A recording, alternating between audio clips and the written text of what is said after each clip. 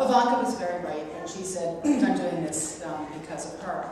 And that's where our interest and fascination with the Romani gypsy culture began. We decided we were going to adopt the week of September 11th in 2000 and, what year is it? 2001, so we began the adoption process. And initially we were going to adopt a child from Cambodia, but Cambodia closed, and in lots of ways we ended up being approved to adopt a child from Bulgaria. And at that time, I knew absolutely nothing about Gypsy or Roma culture, also called Romani. And they sent us 3 pictures of 3 little girls, all pretty clearly from the same ethnic background, and I had no idea what that was. When I first went to Bulgaria, in preparation for that, I did some research, and I found that 80% of children in Bulgarian orphanages are Roma.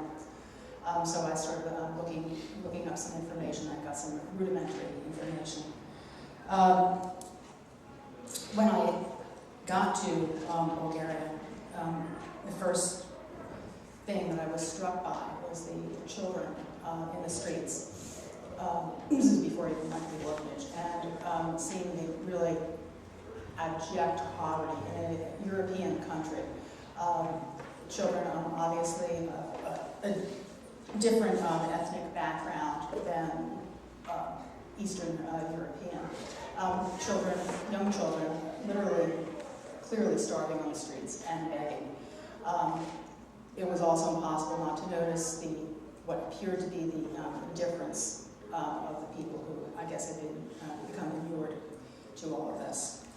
At the orphanage, the children there, they all appeared to look very much like Ivanka in terms of their color, and so it was clear to me that they were all Roma. Interestingly, the director of the orphanage, who was a medical doctor, never said anything about her ethnic background until I said, "Is she Roma?" And he said, "Well, yes, she's Roma." And I said something along the lines of, "I guess there's a lot of prejudice." And he said, "Well, it's not nearly as bad as the way you treat African Americans in your country." So, okay, but it was, I think he said something along the lines of everything is fine. When I left Ivanka, because I think most of you probably know, maybe you don't. When I went to meet her, I got to spend a few days with her, but then I had to leave and come back about 10 months later. So there was a period of 10 months where we really didn't know kind of what was going on. It was a 10-month period where they were going through their bureaucratic process. We went through, but it was lengthy and kind of arduous time because we didn't hear anything about her during that time. But when I was with her in Bulgaria, it was very interesting to see the different reactions of both the ethnic Bulgarians and the ethnic Roma on the street. The people studiously avoided making eye contact with me. I got some real glares from both Bulgarians and also from Roma people. Anyway, okay, so I came home and decided to find out something about the child who would become my daughter, about her background. So it turns out that the Roma originated in the Punjab area of India, and they migrated around 1000 AD. It's very, very difficult to determine. That number ranges from about 900 to about 1200. And they migrated from India across Asia, and then from Turkey across the Bosphorus and into Bulgaria, and kind of dispersed in that way. And the reason they've been able to determine that is because of the language. The Romani language has its roots in Sanskrit. So many of the words, the word for water, for instance, is exactly the same. So it's been a linguistic trail that they have been able to follow, and then genetic studies have followed that, but that's obviously more recent. When the Roma began to arrive, initially, as I said, they came into Bulgaria and Turkey, and then traveled around. They were not welcome because initially some sources say that they were thought of as being the forerunners of Ottoman troops. Furthermore, they were dark-skinned. And furthermore, they made their livings doing things like entertaining and fortune-telling. And that had been highly regarded in India. That was a good skill to have. But in Europe, that was considered more of a satanic thing. So here were these dark-skinned people, obviously different, and they were not welcome in many communities. So they did what many identities do. They became people who could sell a trade and move on. So they were very good at horses, and so they would give medical advice to farmers and to people who how to take care of their horses. They sold horses. A lot of metal workers, so they were like tinkers in the Roma shop section. So that's kind of how they came, and they, of course, they brought their music with them. And I think music is something that everybody is familiar with, and how that has kind of spread around. There are many different subgroups of the Roma people. The Roma, it's a very complicated system. Most will refer to themselves as Romani, but not all Roma groups recognize other Roma groups as being true Roma. There are the Vlach Roma, who are from Romania. And the Vlach Roma, this is kind of an interesting thing, given our UU roots to Romania. The Vlach Roma were enslaved, like real slaves, like American slavery, in Transylvania and Moldova, and were not emancipated until 1865. And it was really, really harsh, awful slavery with families torn apart, very similar to American slavery. But what happened interestingly, that group now has become probably the most prosperous, perhaps because they learned many skills while they were enslaved.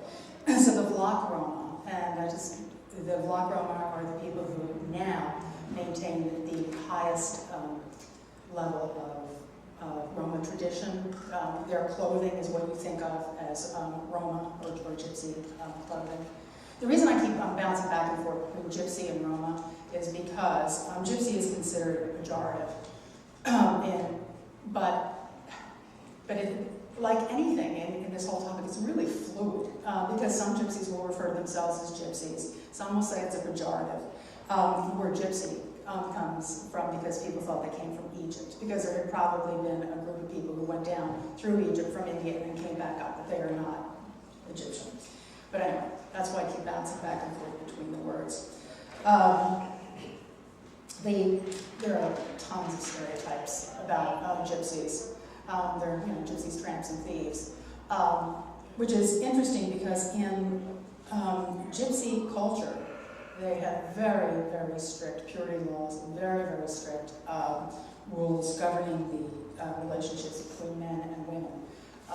In traditional gypsy culture, a woman does not, expose her legs, above her knees. Obviously, this is different now in what has happened to the gypsy culture, but that's their basis. Clothing needs to be washed almost in a ritualistic manner. The clothes that you wear on your upper body are washed separately from the clothes that you wear on your lower body. And men's clothing and women's clothing is washed separately. Virginity is highly regarded, and which is why some families marry their children off at some young age so that they don't have a chance to ruin that. Lose my train of thought. But let me see, I was talking about Her clothing and the clothing, right? Yeah. Marrying off the kids. Marrying off the kids, yeah. That also, one of the things that struck me about when we got Ivanka's history was that she was the, God bless you, the eighth child. And that is very typical in Roma families. They do have big families, and the expression is much chave, much bakst, which means many children, much luck. And they're thought of as a resource. And I think as many disenfranchised people, you know, if you don't have much, you can have your children. And I want to back up a little bit and say, and I think that may be one reason why so many of the children in the orphanages are Roma, is because they just don't have the economic means to take care of them. These families are traditionally, they're multi-generational, with a matriarch and a patriarch. Their unmarried offspring and their oldest married son, his wife, and family. So that many people will live together. It is a very loosely organized social structure, usually consisting of 10 to several hundred extended families that coalesce into groups called campanias, and who travel about in caravans, if they're going to travel. Most European Roma are settled now. But there is a chieftain called a voivodi, and I have no idea if I'm pronouncing these words right. I have absolutely no idea. So I didn't even have to say that, did I? And this chieftain will try and settle disputes within the community. He will consult with a senior woman who is called a puri dai. I thought that's P-H-U-R-I-D-A-I. I thought that was interesting because that does sound so Indian to me. Yeah. And she will be the one who discusses women's and children's issues.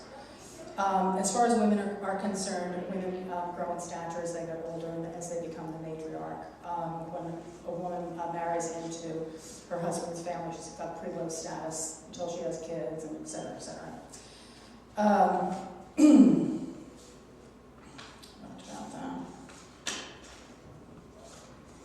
Would you talk about Brandon and the Yeah, I am, yeah.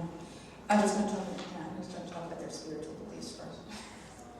Their spiritual beliefs, Roma of late have tended to adopt whatever religion is the biggest religion where they are. So where Ivanka's from, her family was probably Muslim. But in other parts of Bulgaria, families would have been Orthodox. There are some Jewish gypsies, and some have emigrated to Israel, where they're called the Ludi, because they're mixed between Jewish and Roma. But underlying whatever religion they adopt is this idea that it is crucial to maintain a spiritual balance between God, who is called Odevel, and the devil, who is Obel. And so there is this harmony that has to be reached. They don't believe in an absolute truth, which I think is kind of interesting. So there is always the balance. They have the mule, who are their ancestors' spirits. If they think that you're doing something bad, that you have done something to cause harm, they can mete out a punishment called priskaza, which is, it can be something from a stubbed toe to a fatal illness. So your ancestors are always watching to make sure that you're doing the right thing. And they also believe that no event is determined by chance.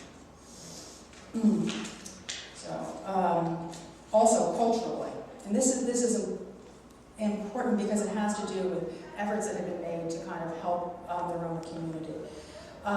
People who are not a Roma are called Gadzo, that's G-A-D-Z-O. And marriage outside of the Roma community is still considered taboo. However, they will accept someone who marries in if they adopt all of the traditions that are so important to them.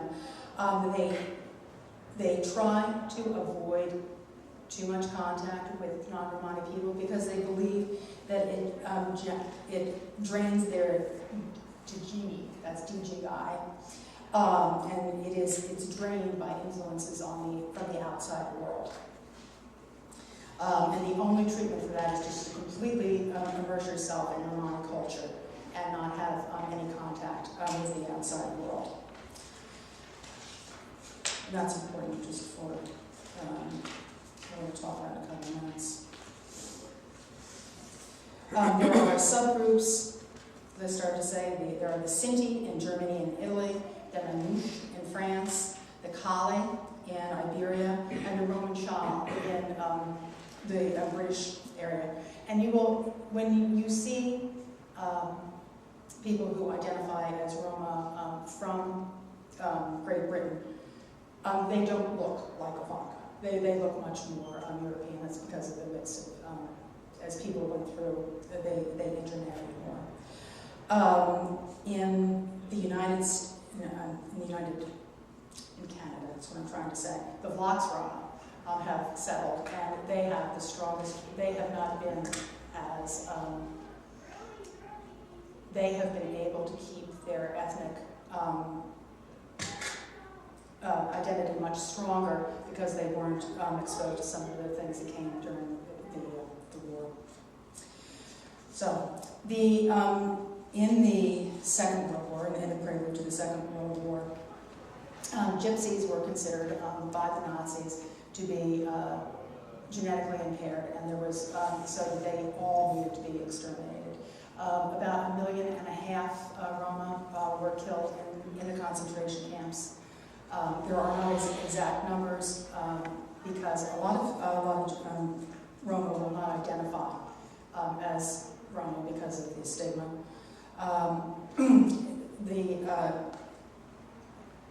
They refer to the Holocaust as the Poramos, and a time of great sadness for them. Interestingly, in Bulgaria, although Bulgaria was part of the Axis, they would not gather up their gypsies or their Jews. It's kind of Bulgaria was not someplace where the gypsy population was decimated by the Roms. But what happened afterwards when Bulgaria came under Soviet jurisdiction? Initially, it was much better for the Roma people because there were jobs and they were able to work. However, the Soviets wanted to include everyone, and to include everyone, they decided that everyone had to be more heterogeneous. So what happened was they said that the Roma people could no longer use their language, and they could no longer use their names. They had to take Bulgarian or Russian names. So you have a people whose primary language is spoken, not written, because most Roma were not able to read and write. And you take away their language, and you take away their names, and you take away a huge part of their culture. And then when the Soviet system fell, then there were no jobs either. So now they've lost this huge part of their culture because of the fading of their language, and even their names. And so what is now is this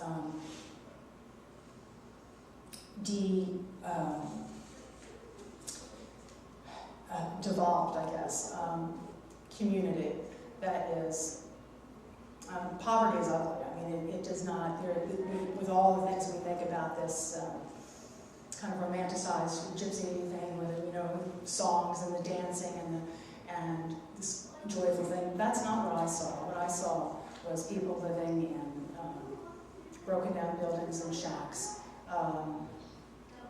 coming into town with donkeys and carts, and begging on the street. And it wasn't, kids as little kids smoking.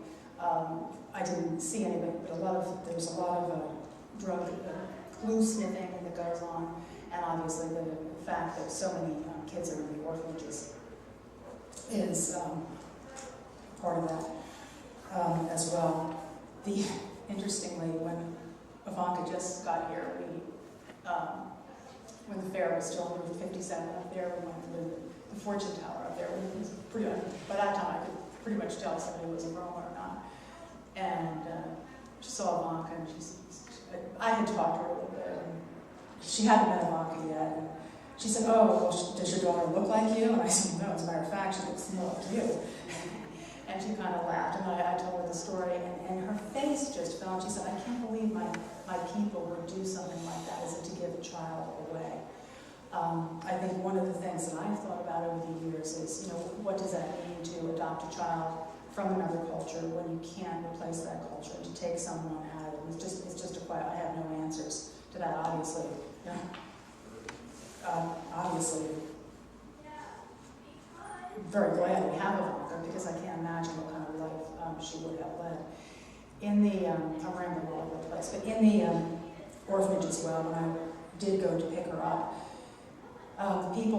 the kids would come over to me. I remember one girl, older, maybe 12 or 13 at the time, came over to me and said, "I'd like a mother too." And just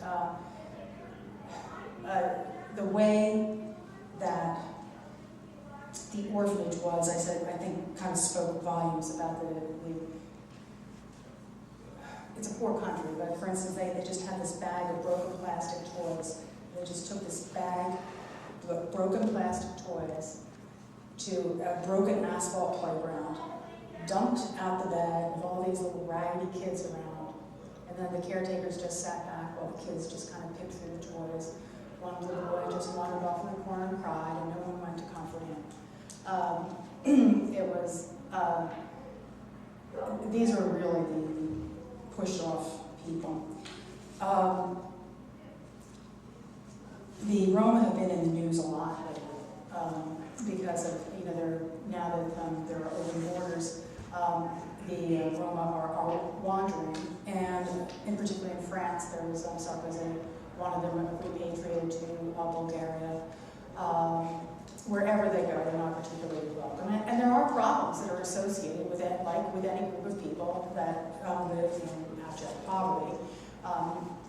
It's not pretty, and it is an issue. But what is going on, for instance, in Bulgaria now is they're trying to, once again, include these people. But keep in mind that these people they are not comfortable in Gajo society. Their thing is that if we spend too much time with you, we're going to lose what we have. And what they have is this, they call it Romnia pen, which is the gypsy spirit, the Roma spirit. And if they spend too much time away from that, they will lose what is essentially them. So the efforts that are being made now are to bring them into the schools. The Roma community is very reluctant to send their children to these schools where they will lose their identity. And they are educating them in Bulgarian, not in Romani, again, the language of Gypsy. So the efforts are being made sort of to pull them into society, which I think with all the best intentions. However, I just think that it might be a more effective way to bolster their community to, in the same, very, very similar to what happened to Native Americans, send them to boarding schools, take everything Native out. And, I think they're, in looking at the Roma communities and the Native American communities, I think it's a really similar one. Take away their language, take away their means of supporting themselves, and what do you have? You have a community that is decimated. But I don't know, I feel like I'm rambling and stuff. So, could we just talk? Could we talk? Well, my question is, do the Roma themselves have an opinion of how they can make things better? I know that they resist integration, so is there some help that they ask for, or they just want to be left alone?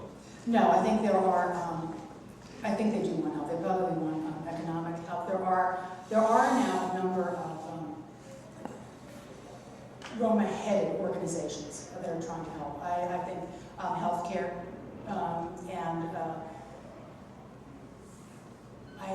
Ian Hancock is probably the foremost sociologist. He's out of the University of Texas. He's Roma himself. There's something like 2% of Roma who have degrees, but there is a strong community now. They do have their own publications. I think they are trying to strengthen the community itself rather than to integrate it. But Ian, I mean, there are plenty of people that don't stay apart. A lot of what I've talked about is kind of traditional and then what is really happening. Like if you look at pictures, in the newspapers about the communities now in Europe, I mean, they look like a bunch of hip hop kids on the corner of New York City, Yeah, that's happening. Native Americans, what they really want is they want the white people, the government, to bring education to them. They don't want to have to go out to the schools that they have. They want the government and everybody else to bring education to the tribe or tribal areas. Is that what the Roma want? Do the Roma want that also? I would think so. I would think so, yes. That if there were schools in the ghettos, where they live, yeah. Is there a Roma cuisine? Are there Roma restaurants? Yes, there are. But they tend to follow whatever area they're from. So a Roma cuisine in Bulgaria would be different than in like in England, where they're called in England they're called Roman shop. But yes, there is. You can Google Roma recipes, and they tend to be Middle Eastern. I guess. Oh, okay. Yeah. So they drop the curry, huh? Yeah, they drop the curry. So this is a specific situation that you can extract generalities and be reapplied throughout the world. Yeah, I think so. Yeah, I think so. What is interesting is I was kind of struck by the similarity to the diaspora of the Gypsies and the diaspora of the Jews. One thing, if you read some of the stuff, and look at some of the YouTube stuff about what happened after the war, from the Roma point of view, they say, well, the Jews got a homeland, and we got nothing. We didn't even get recognition that so many of us died during those years, during the browns, as they refer to it. But the diaspora is kind of, there are Roma communities now in every continent.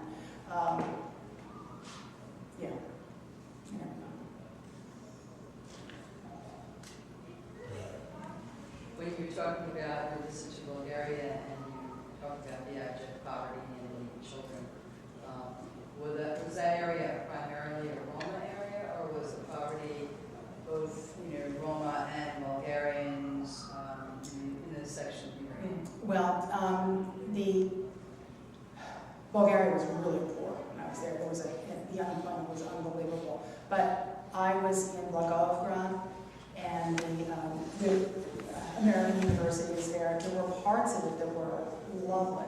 There were very expensive boutique kinds of stores, nice restaurants, and then there was intermixed with that. I mean, I saw lots of poor Bulgarians, but everyone who was, I just have one image in my head, this starving teenage boy holding his baby sister, clearly Roma. And just, being shooed away.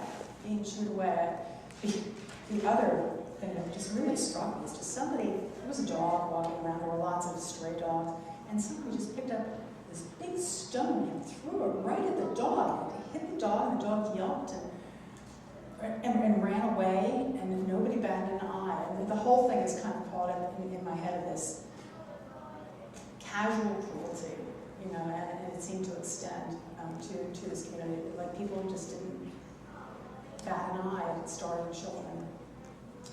But yes, it was poor. I mean, people were farming with hand plows and donkeys and with bushels. And that wasn't that long ago, in 2003. I wonder why, I think that the one stereotype that I know is probably people think that most gypsies do really bad jobs repairing driveways, and they rip you off after they've done half of it, or fix your roof and then leave with the dough. I wonder where that came from. I don't know. I'm sure What was the same? People think of gypsies as really bad driveway repairs. They rip you off, they do half, they give you more money and leave, and it falls apart in a week. And if you get a knock on the door from somebody who looks gypsy, you're probably not going to say, "Well, I'm so cold." There's mistrust there, and I think it's been everywhere from books to movies to just attitudes. It's strange. Well, some of the trades that are still prevalent, and this is true in Florida, where the community lives there, because don't travel around in the horse-drawn caravans anymore. They really use RVs and things like that, and still have a caravan that motorized. But from the horse trading, they kind of moved into cars. and so it is true that there are a lot of used car dealers or car repair services. Interestingly, one of the driveway people in this area, his last name is Coppersmith, which is a Roman Shaw name for people who were tinkers and repaired pots and pans. And just I just thought it was kind of interesting. You know, Cam was talking about the driveway, which we couldn't afford to have fixed. But I was just dying to say, "Are you Roma?" But I figured that would be, or he might say, "What the hell are you talking about?" Do you know about the Roma community in North Hill? And there's an awful lot of Roma people in North Hill. No. Yes, and we ran into them once. I was with a spirituals group in a park, and the Roma people were there having a festival. And they were dancing and they were singing, so I left the group and I went over to listen to them. Oh, wow. And I watched their dancing, and the singing was really fascinating. But from what I got from talking with them, they said that a lot of them were house builders. And I would love to have a gypsies build my house. It would really have a positive energy probably, or good luck or something. Yeah, that's interesting. One thing I forgot to say is in India, they think that the tribes that they originally came from were the Bhat, who were storytellers, the Banjara, who were metal workers, and the Lohari, who were snake charmers. And there's some discussion about why they originally left. There are all kinds of stories about that that kind of fall into the myth category. Some say that there was a Indian king who wanted entertainers, and so he hired this group and to sing and entertain him. And they went away, and then they came back a year later, and they were all emaciated and they wanted food, and he decided they were too much trouble and sent them on their way. And then there was another story about what they referred to as the Great Trick, and that had to do with the group saying that they had been sent as emissaries from the Pope, and that they went around to all the communities and said that they had been sent by the Pope, and it's just referred to as the Great Trick, because people would take very good care of it, because they were emissaries from the Pope. I guess that theoretically went on for a couple of 100 years. So it was really a very good trick.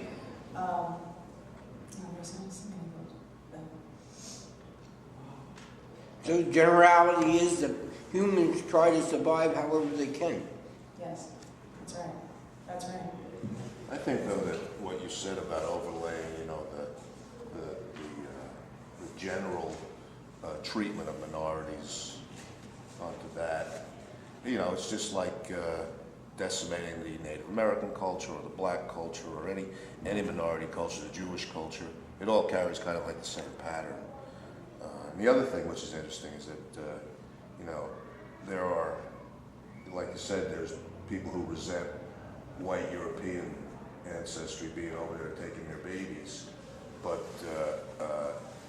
you know, Ivanka probably, had she stayed there another couple of years, would have been kicked out because she would have aged out and all she could have been turned into was a hooker. And then, She's a very talented individual. she is. She's a smart kid. I noticed that the first time I laid eyes on her. Yeah. I thought she was a whole lot older than she was. She's a handful, that's for sure. How old was Ivanka when she came home? She was just about, she was 6, just about to turn 7. I first met her when she was 5, and it took that long for her to get her. Her best friend in the orphanage was a little girl named Marin, who, interestingly enough, was blonde. She was adopted by an Italian family. People do not adopt. Europeans don't adopt a lot because of the Americans do. Because of the Well, there's still parents over there. You can't get any information. no, We try to find out heritage and lineage. no. And they basically get a response back from Bulgarian government saying, you got the kid now, that's it. Don't ask us anymore. Yeah. We know her birth parents' names, but, you know, we inquired about being in it, and I think we got something back that essentially said it's illegal, don't do it. So, I mean, they really, you know, and so there are children all over the United States, you know, who, you know, are really completely cut off from the background. Ivanka's not terribly interested, I must say. I mean, we tried, she's not really interested. That's an understatement. But I think that's part of the issue is that little kids, when they come here, they want to become cultural. Right. They don't want to be stigmatized by that little gypsy kid in kindergarten. They want to be just, and so that's, like, she doesn't remember a word Bulgarian. I mean, well, one word, 2 words. She can say airplane and Brother, she can say brother. brother, and what's the word when you have a toast? No strawberry. Let's throw it. She has 3 words. 3 words. And when she came here, she didn't speak a word of English. She was totally fluent in Bulgarian. I was just going to ask you, I don't know, Phil would know also because of being a reporter. Is there a website or even a book that would describe gypsies? Oh, absolutely, yeah. That is devoid of stereotypes Yes. and would give the impression as if, for instance, Phil actually went there and said, this is what these people are really like. These are the good things about them that nobody knows. Yeah, there are. There's, as a matter of fact, there's a World Romani Congress. I should have mentioned, they do have a flag of their own, which I think was adopted in the 40s, and it's Looks like a giant dragon. it's divided into a blue top, a green bottom, and then there's a caravan. So I must have Googled that. The World Romani Congress. There's also a famous book by Peter Moss called King of the Gypsies, which came out probably 20, 30 years ago. But it really shows how Romani groups have evolved in this country, and why there's such high crime. And it's very good. I mean, Peter Moss was I just also think, your experience as a reporter would be that if you were to find such quality work on a different group of people, you could not go to the same source, like a source that is, accurate source on miscellaneous ethnic groups. If it really is so diverse, there could not be one source for multiple groups. It's very complicated. Yeah, we got to consider the You know what I source. mean? You have to go find a specific author on a specific topic. There's no commonality. Yeah. Well, there's tons out You there. know what I mean? You know what book is really very good is Bury Me Standing, and that's by Isabel Fonescu. That's a very, very good book. I have a couple books around here someplace that I brought with me that talk a lot about the origins. Thanks, Brian.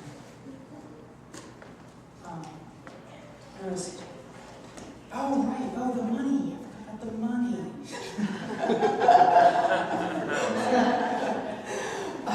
This is Walking in the Paths of the Gypsies. And this is a very readable book. It's very neat. And this is a history of the Gypsies of Eastern Europe and Russia. This is really dry, really dry, but it's there. Yeah, well, maybe, let's see if we can. Okay, why don't we put on some music and do the offertory and then do the responsibility.